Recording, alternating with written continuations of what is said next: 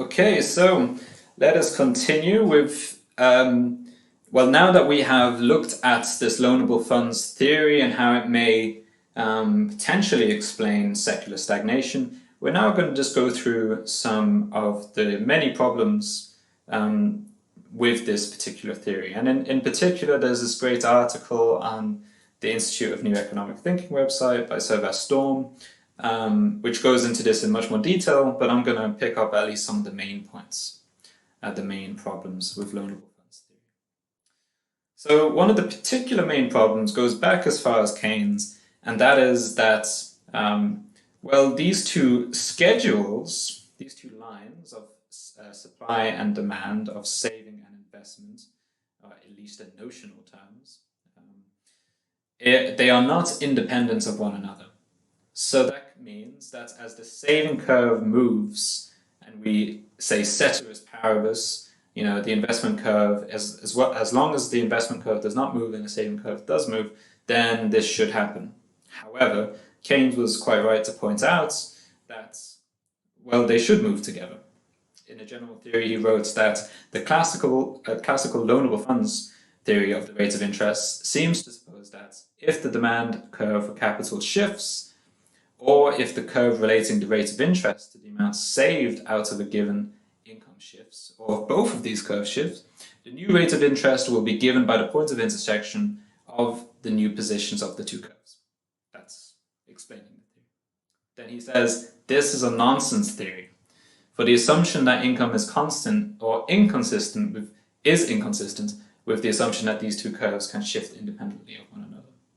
Okay, so why? Why could it be that both curves are likely to shift together? Well, here we have quite a clear example, actually.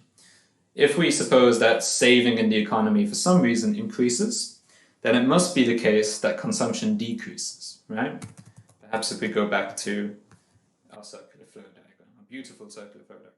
So if saving increases, right, then households must be decreasing their consumption.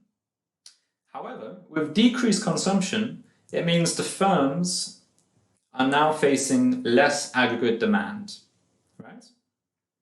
And if they're facing less aggregate demand, well, then perhaps they have no need for increasing their productive capabilities, their productive capacity.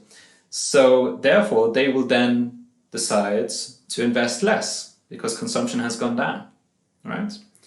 So that's how we see this link between decisions on saving and decisions on investment. So changes in the schedule, the supply curve of loanable funds, through this logic that we have just explained, will also influence the demand for loanable funds or the investment curve. And this is all that is being said here. So these ceteris paribus conditions that are necessary for meaningful interpretation of the loanable funds theory, they simply don't seem to hold, and therefore it's a first sort of stab at criticizing the loanable funds theory.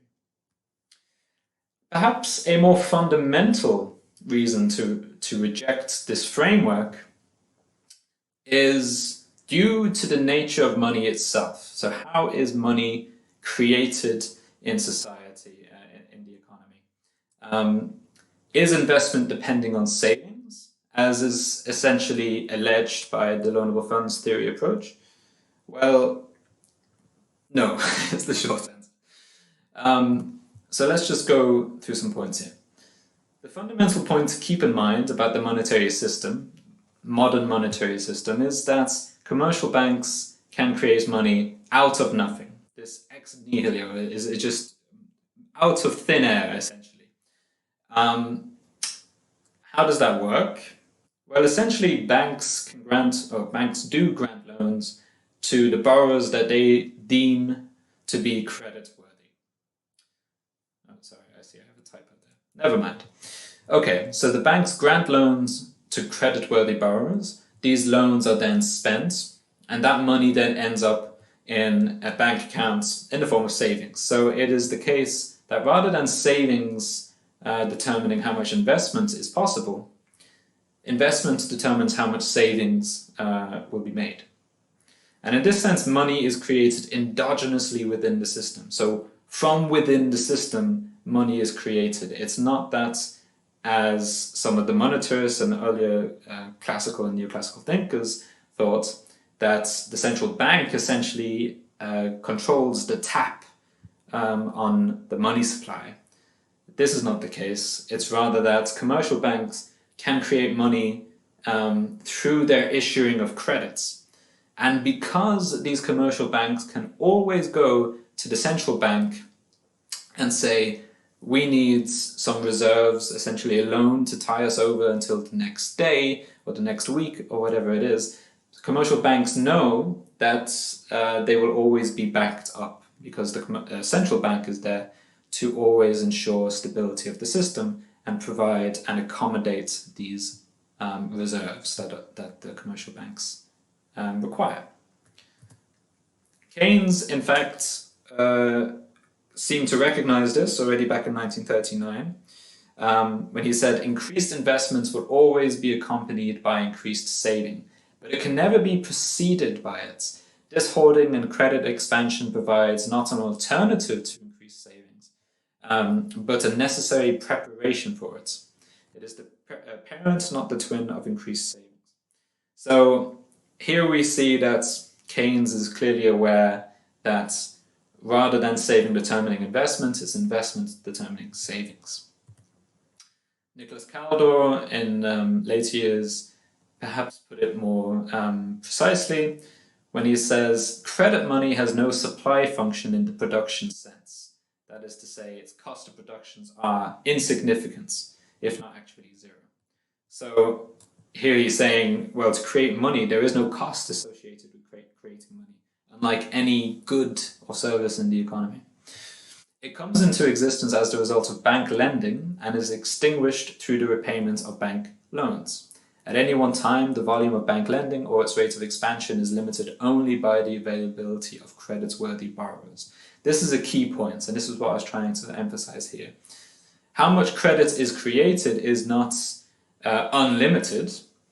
Just because commercial banks can create money out of nothing doesn't mean that they will create unlimited amounts of new credits and therefore money.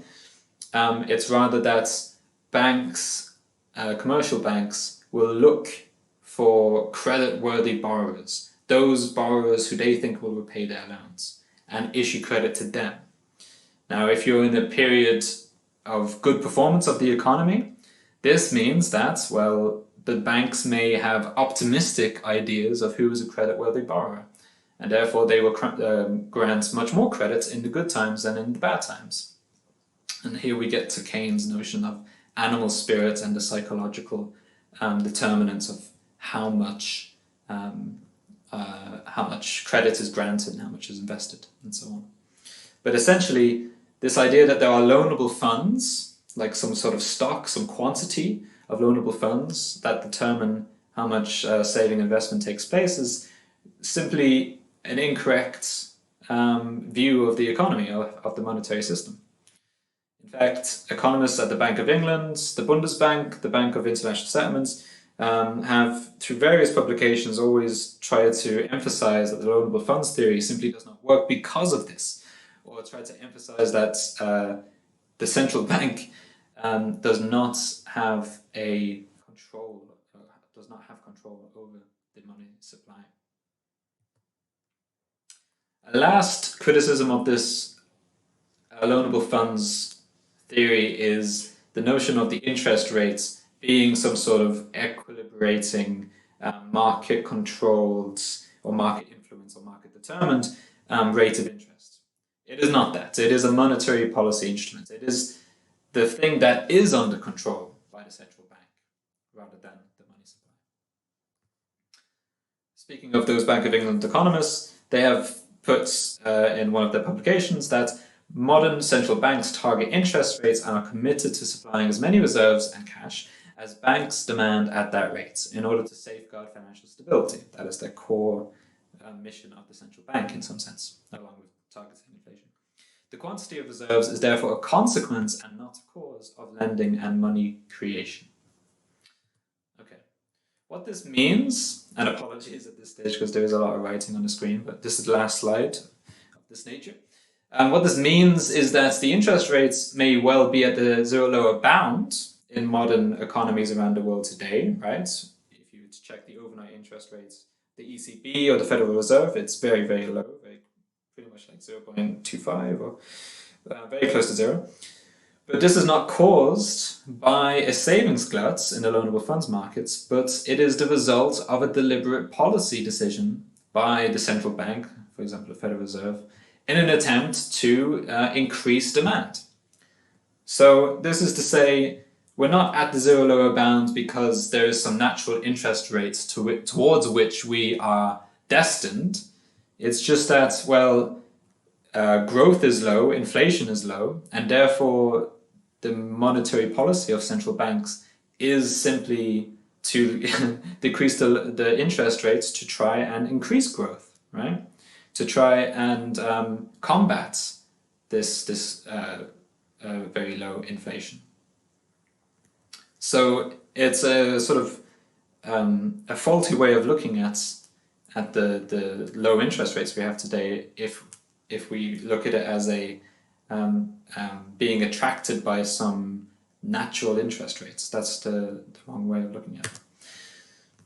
Okay, and Sylvain Storm, who it's a great article. He summarizes in saying, seen this way, the saving glut is the symptom or the consequence of an aggregate demand shortage, which has its roots in the permanent suppression of wage growth, the falling share of wages and income, the rising inequalities of income and wealth, as well as the financialization of corporations and the economy as a whole. So here we get to our bridge to the post-Keynesian view, or the structuralist view of what secular stagnation is and what is causing it. It is not about some natural rate of interest and not being able to hit it. It's about structural changes, such as the financialization of corporations and these other things that have been leading to increased inequality that have meant that there is simply not enough demand for goods and services being produced. So let's, before we get to the policy implications, explain this in fuller detail, this post-Keynesian or structuralist explanation of secular stagnation. So to go into more detail on what Storm is kind of hinting at here, we will look at some of these structural changes and then look at the impact on the components of aggregate demand. Of course, aggregate demand is just the sum of consumption, investment, government expenditure, and net exports. And essentially, the post-Keynesian explanation that Storm was hinting at there is that secular stagnation is caused by the structural changes, some of which we've already seen in this course so far, that have increased inequality and meant that aggregate demand is chronically, as in long-term, insufficient. Okay, so in this course we're not going to go too deeply into maths, but if you would like to, then please do email me, speak to me. Professor Hines' book is great for this particular topic, especially these chapters here, but for the benefit of those of you who are less economically inclined or mathematically inclined, we're going to speak about the broad ideas, and hopefully that should be sufficient. Okay, so let's think about some of these structural changes and then how they affect the components of aggregate demand. So let's go bit by bit here. So many of these structural changes we have discussed in previous lectures, so I won't go into too much detail. Most of them, in fact.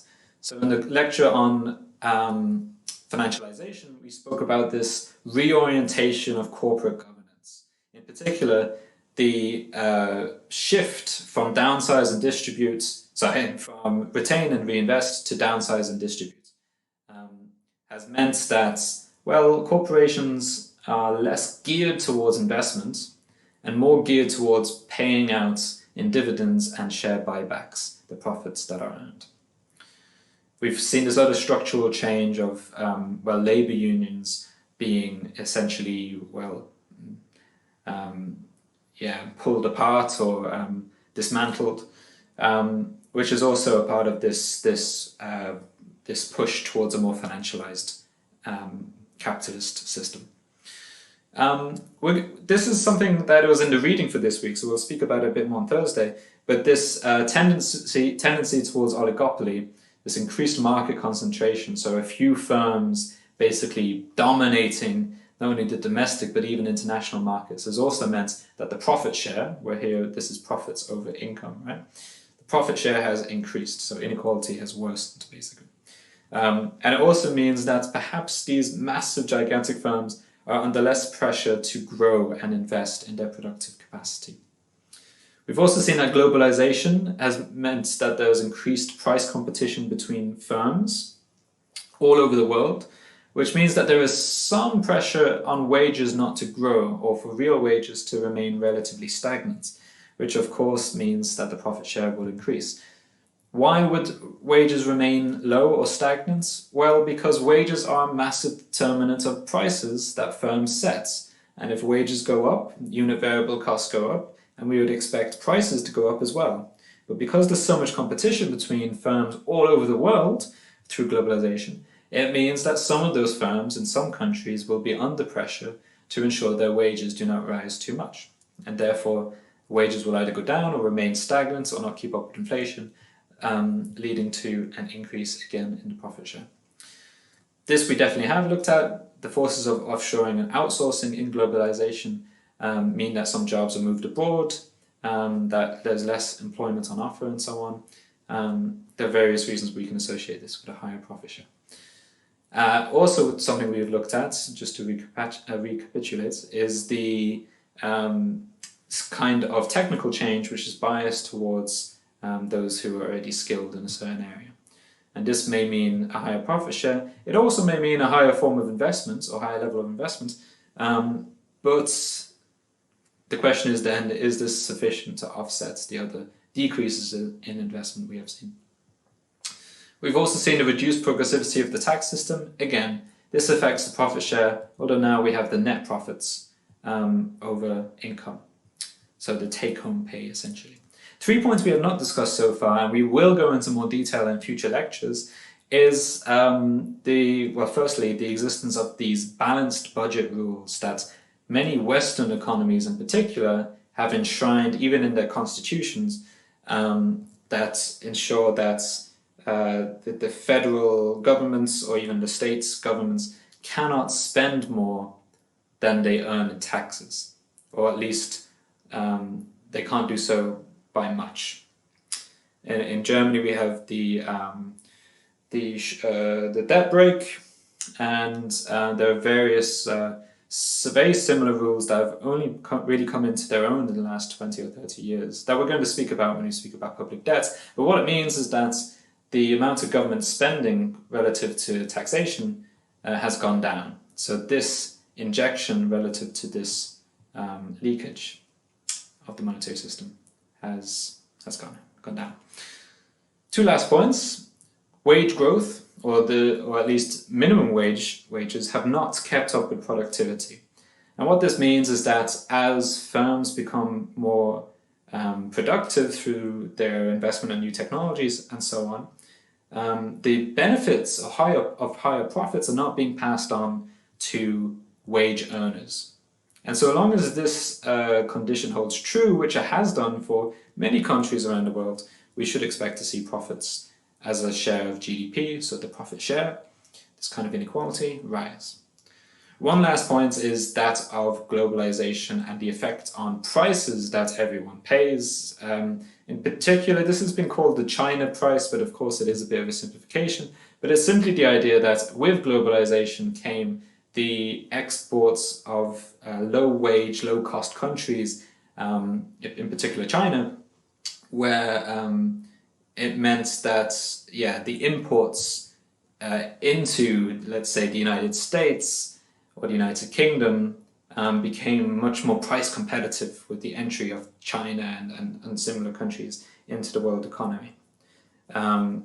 So this meant that this implies that net exports are going down as domestic consumers switch well, they start increasing their consumption of these sorts of imports because they're so cheap.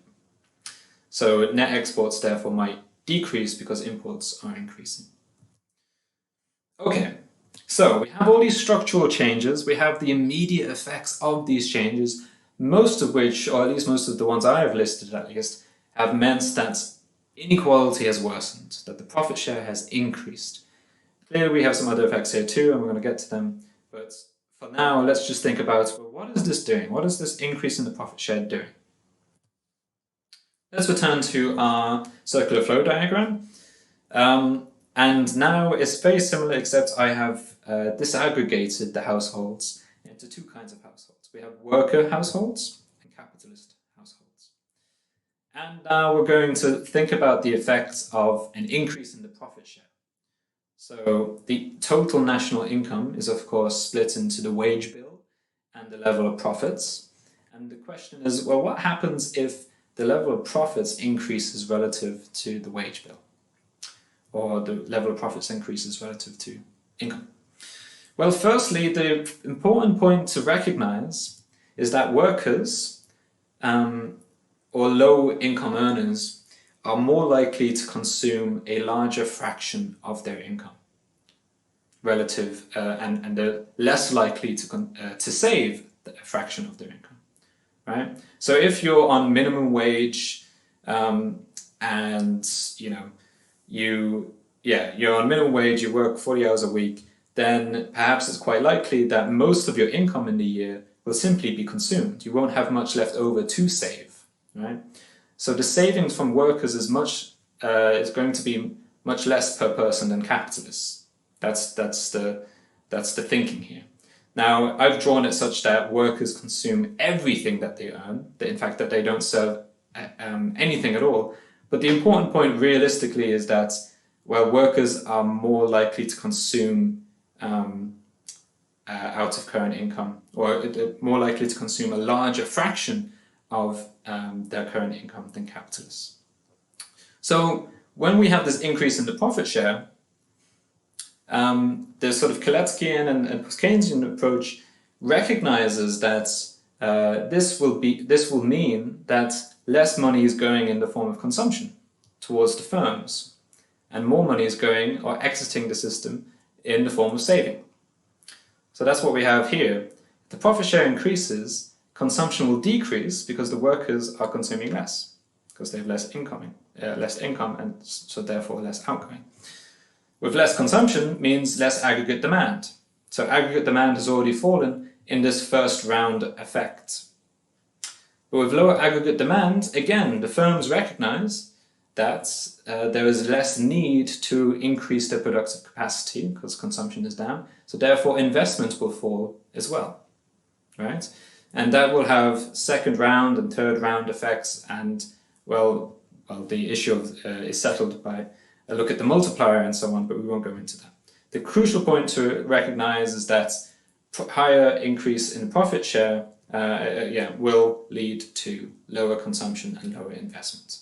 And therefore we see this decrease in aggregate demand caused by these structural changes that we have listed already.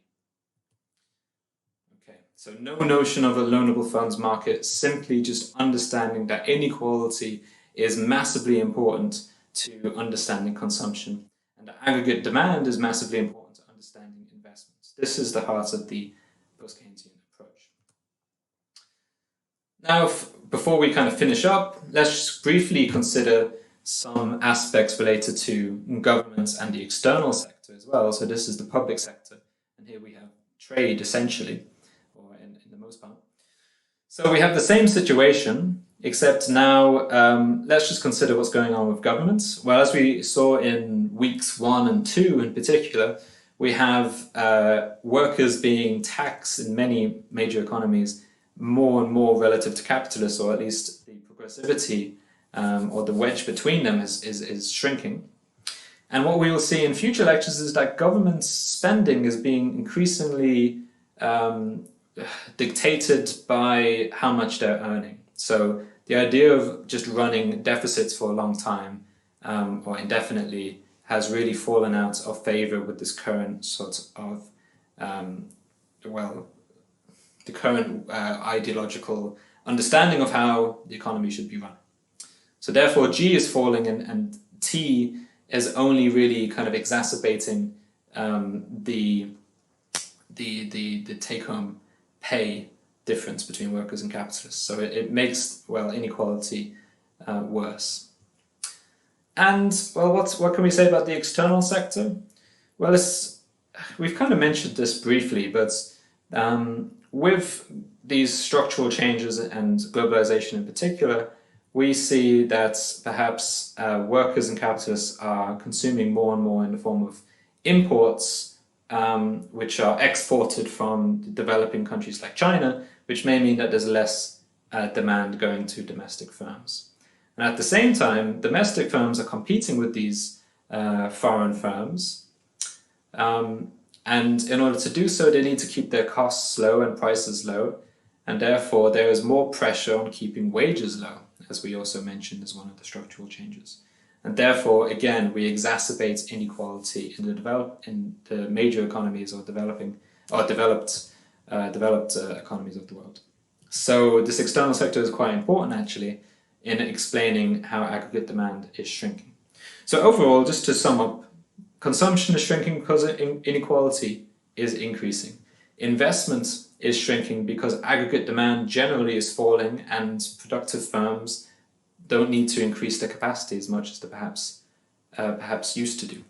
Government expenditure is being curtailed or limited by these hand-tying laws of how high the government deficit should go. And net exports, depending on the country, I mean, some countries like Germany and so on manage to export very well, and that is their main or one of the leading sources of aggregate demand. But for economies like the UK, US, perhaps France, net exports are shrinking, and therefore overall aggregate demand has been shrinking due to these fundamental underlying factors and and how they've changed. Okay, to sum up, what is secular stagnation and what can we do about it? Secular stagnation is the slowdown in growth that we see in major economies in recent decades.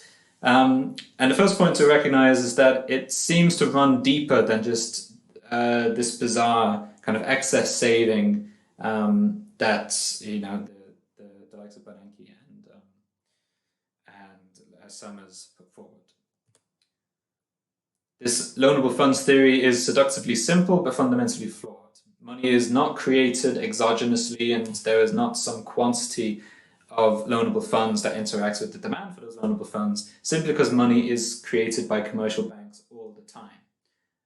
Central banks cannot, and they've even tried and could not control money supply very well, because essentially money is outside of their control.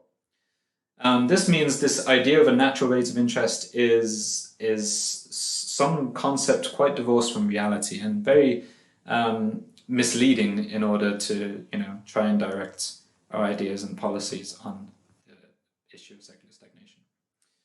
What's more likely to be a fundamental driver of stagnation are the structural changes that we have mentioned that lead to insufficient demand and chronically insufficient demand, particularly due to rising inequality that we've discovered and explored in recent weeks. And now to finish on some policy implications, these are largely taken from the reading from Thursday, just because they tie in so nicely with what I've presented here. And the reading being Professor Hines' paper in the European Journal of Economic Policies, I think it was. And the policy implications are as follows. Well, simply, and in agreement actually with the mainstream approach that we already kind of touched upon, or the loanable funds approach, is that, well, there clearly is a role for fiscal policy and increasing fiscal policy. In particular, increasing the autonomous parts of fiscal or government expenditures, autonomous being the parts that is not dependent on the current level of income in the monetary system. So just ensuring that there is always at least a minimum level of demand that the government is providing in order to ensure that the monetary system keeps going. In particular, it would be very useful if this was also anti-cyclical, such that, well, expenditures from the government increase when we are in times like today when crisis hits. On top of that, public investments should focus on those public goods that have positive externalities. So infrastructure, education, R&D, energy production, in particular greener forms of energy and renewable forms of energy. And perhaps now moving this is perhaps held in more of a consumption in consensus, but the more post-Keynesian approach would be to say, well, clearly there's some fundamental problem with inequality, not only for intrinsic reasons, but for the instrumental reason that it means that there's less purchasing power, essentially, in the hands of a large part of society. And so we need to have policies that restore the wage share and also increase labor's bargaining power in order to do so. Anti-financialization measures or definancialization measures should also be included. So in particular, the re-regulation of the financial sector, making sure that, essentially the rentier sector of society is not too powerful, and ensuring that our tax system is as progressive as at least it used to be. The last point I won't go into too much detail on, but essentially we need to ensure that the level of competition between countries when it comes to trade is not so intense that it means that each country is putting downward pressure on its wages in order to compete on prices. Because that will only exacerbate inequality, and it's a kind of beggar thy neighbor strategy where if one country wins, it's only at the expense of other countries. So it's shifting the problem elsewhere.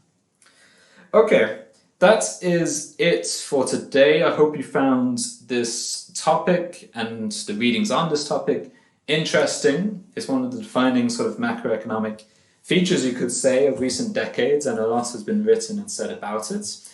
I'm looking forward to our discussion on the readings on Thursday. And as always, if you have any questions or any concerns or any points you'd like to make, feel free to send me an email or to book one of my Zoom slots for Thursday. Okay, that's it for now. See you on Thursday.